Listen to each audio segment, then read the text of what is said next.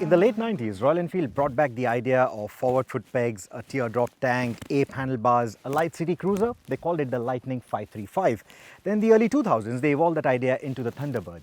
And since then, the Thunderbird has been catering to the Royal Enfield fans with 350cc and 500cc engine options, and also a lot of updates and upgrades along the way. But it's been around an awfully long time, begging for a replacement, and that replacement has finally arrived. This is the Royal Enfield Meteor 350. Replacing the Thunderbird means that this one too has the split seating, an optional backrest, the teardrop tank, but with the lower set cruiser handlebars that don't ape anything from the RE portfolio. Remember the Thunderbird X with its neo-retro take on the classic Thunderbird? It brought in a lot of new clients to the Royal Enfield dealerships. So the Meteor picks up where the TBX left off. So you have a base Fireball variant which looks very visually similar to the TBX. Then you have the mid-level Stellar variant which comes in 3 sober colors. And finally you have this, the top of the line Supernova variant in a not so Supernova dark dual tone color combination. But then again there is the Royal Enfield MIY program which allows you to literally customize the motorcycle the way you want. Royal Enfield says that with the Meteor, there are 500,000, 5 lakh combinations that are possible thanks to different color choices, upholstery choices, accessories like a tall or even shorter windscreens, a bash plate, protection parts, even 8 exhaust systems, 8 exhaust canisters, all with different sound profiles even. Of course, under the legal limit though. In fact, Royal Enfield proudly claims that all of their accessories receive type approval and are tested as extensively as the motorcycle itself. Too bad that there's no wire spoke wheel option for those wanting the old school look. But these cartwheel alloy wheels come with the safer tubeless tires. The Meteor also benefits from the improved manufacturing and the quality approval processes that were laid down for the premium 650cc twins. And that seems to have improved the build quality, the fit and the finish. And then there's the attention to detail. The lighting elements are all round this time around, and I like the ring type signature for the daytime running lights at the front and the rear. This design has been the most common headlight mod for most Royal Enfields out there, but the factory design looks classy and has warranty.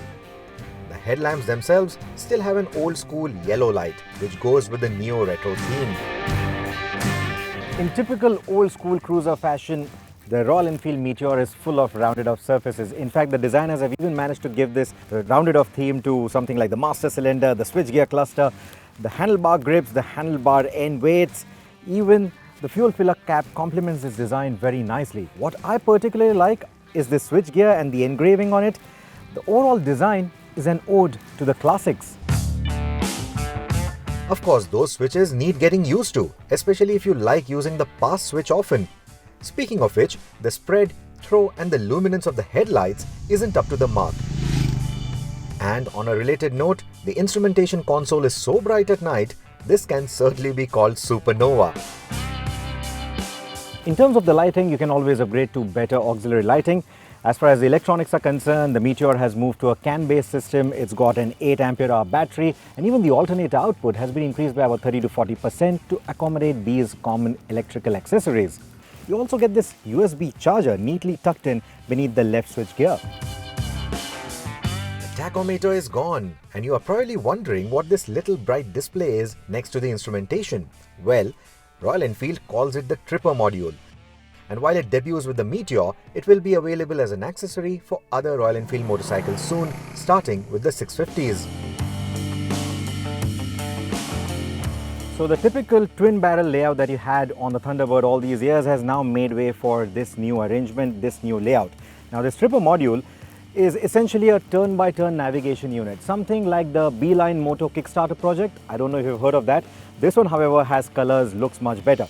Now it pairs with the Royal Enfield app on your phone, and it will use the navigation from the phone, which is powered by Google Maps and the Google Maps two-wheeler mode, which means that you will not accidentally stray onto a road that doesn't allow two-wheelers, or Google using this will push you to take some of the narrowest lanes possible. Anyway, so this tripper module is quite bright for the night, but not bright enough to be seen easily, to be read easily when you have overhead sun. I wish there was some sort of a day-night toggle for it, at least maybe through the app. That would have really helped. Otherwise, it's a nice piece of accessory to have. The only downside is that it resets every time you turn off the ignition, meaning you have to read out the navigation after every beverage or bio break. The navigation won't work if your phone is on low power mode and the app doesn't have trip planning or route recording at the moment. But this should be added soon, says the navigation screen on the phone.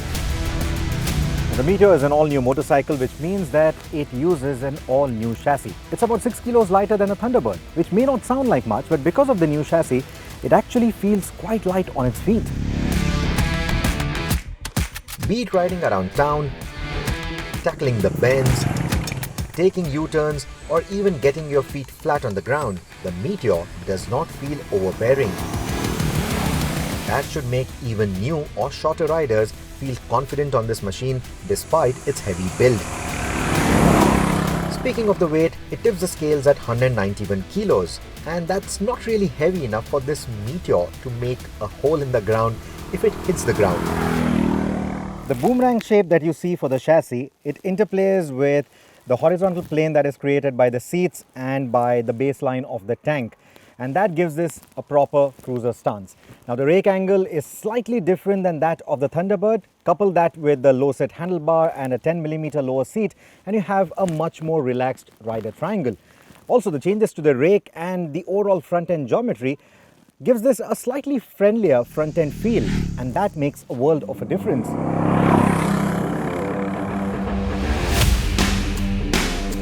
The Meteor doesn't need a lot of effort at the handlebar and enters corners quite willingly with a confident front-end grip.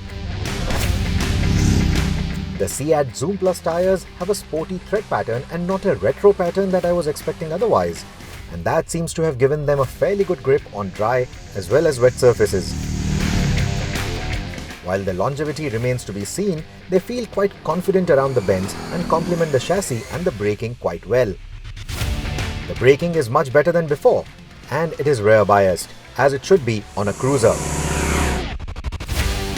But the front brake pedal feel is too spongy and doesn't inspire confidence. The rear has a more confident bite and a progressive pedal feel in comparison.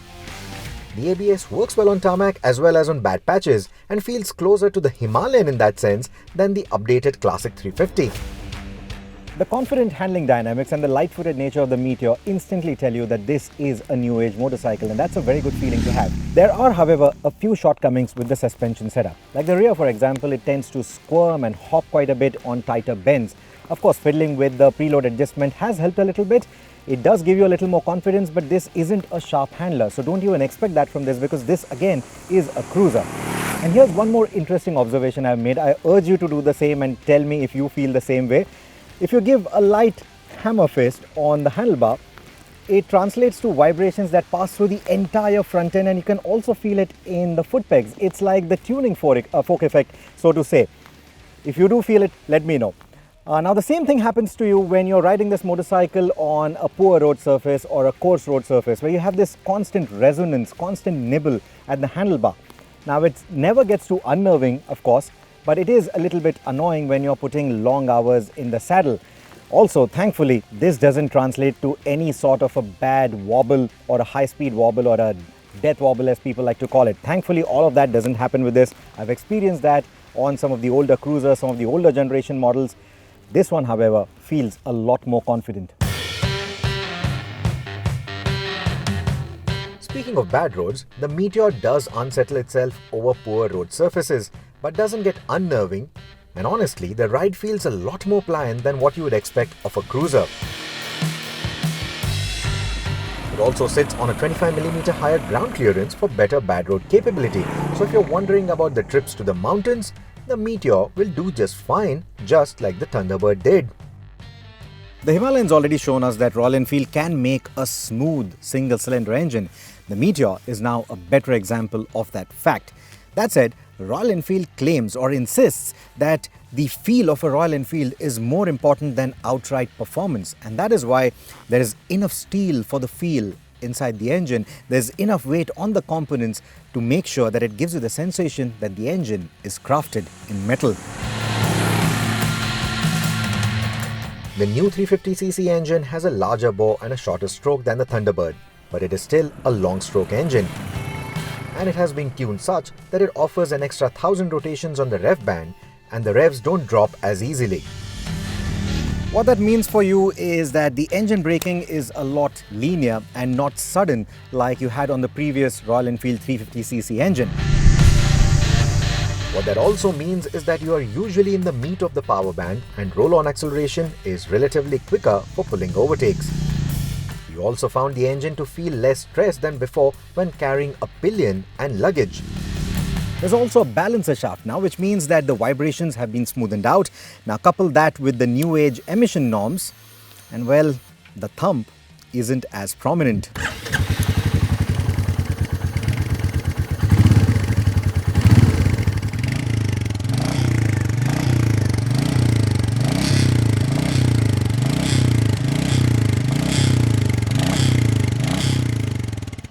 Now the push rods have made way for an overhead cam, a single instead of a double. You only get 2 valves instead of 4. You only get 5 gears instead of 6. Now Royal Enfield insists that even with this entire package, though it may sound primitive on paper, they've achieved all the results that they wanted in terms of the feel, in terms of the emissions, and also in terms of the rideability. Now I can't really argue on any of that. Of course, I can't say much about the emissions, but in terms of the rideability, I sort of agree with what they're saying. You see, most Royal Enfield owners like cruising in the 80 to 100 km/h zone. Now with this engine, of course you can do better speeds, but this bike doesn't really like stretching its legs beyond the 110 km/h mark. Now if you're sticking to that 80 to 100 km/h zone, it feels nice and comfortable, the engine feels nice and smooth, and you can also hear a bit of that thump when you're cruising at that particular speed. But if you have a slightly sportier bent of mind, if you want to cruise between 100 to 110, it is only then that you feel the need of a 6th gear. Otherwise, the engine, the bike just feel comfortable just the way a cruiser should be. The Meteor has a lovely low-speed rideability, but I only wish the clutch was a little lighter, and on the highway, I wish the cruising sweet spot was around the 100 km/h mark instead of 80. The max speed that we hit was an indicated 120 km/h, and even at these speeds, the motorcycle feels quite stable. Also, unlike the older 350cc engine, the new one reaches 100 km/h without having to wait for eternity or a descent in the road. So while the power and torque output is almost identical to the outgoing motorcycle, the Meteor feels a lot more energetic. Here's a quick comparison of the BS6 Classic 350 and the Benelli Imperiale 400 figures to add perspective. The Meteor also has a smaller tank now, 15 litres instead of 20, and as per our test figures, a range of 400 plus should be doable. As before, the saddle is also comfortable for those kind of distances, but the rear seat is stubby, and a generously sized rider like me wearing a hydro pack all the time, there is little room left for the pillion, so a slightly longer seat would have certainly helped. So if pillion comfort over longer distances is very important to you, the Himalayan could actually make more sense to you. But if riding to work, cruising out on the open highways in that laid-back manner, if that's what you seek, I think the Meteor is the Thunderbird that you've been waiting for in 2020. So why isn't it just called the new Thunderbird? Well, that's because Royal Enfield wants to take this to the global markets, take it to Britain even, and there they can't really use the word Thunderbird. Triumph. It certainly looks fit to do the job, right? I mean, it's well built, and the hero of this motorcycle is that 350cc engine. Will there be a 500 like you had with the Thunderbird? Maybe not, because at the price at which the 350 Meteor comes at right now, the 500 could actually not make as much sense as maybe a 650. A Super Meteor maybe with that 650 parallel twin? Who knows? What I do know is that the Meteor 350 could find a lot of takers for everything that it packs in, despite the cruiser segment getting a lukewarm response at the moment. But more importantly, if this is the sign of things to come, a classic 350 based on these underpinnings is going to be the icing on the cake.